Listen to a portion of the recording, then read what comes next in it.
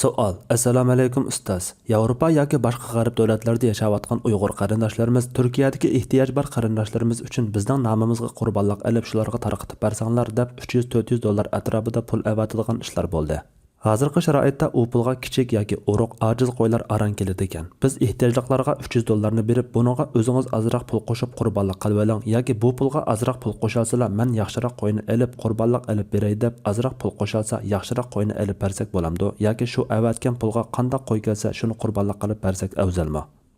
Javob: Va alaykum assalom va rahmatulloh. Boshqa davlatlarga qurbonlik pul avatadiganlar qurbonlik qilinadigan joyda qurbonlik shartiga to'shadigan bir mal keladigan pul avatishi va qurbonlik qilinishiga kaforatlik qiladigan ishonchli kishilarga topilishi kerak. Undaq bo'lmaganda qurbonlik sotib olinmay, qurbonlik qilinmay qoladi yoki o'lchamga to'shmaydigan mal kesiladi. Bu ahvolda qurbonlik ado bo'lmaydi. Qurbonlik puli qurbonlik sotib olishga yetmagan taqdirda qurbonlik qilib go'shtni yeydiganlar pul qo'shsa durust bo'lmaydi.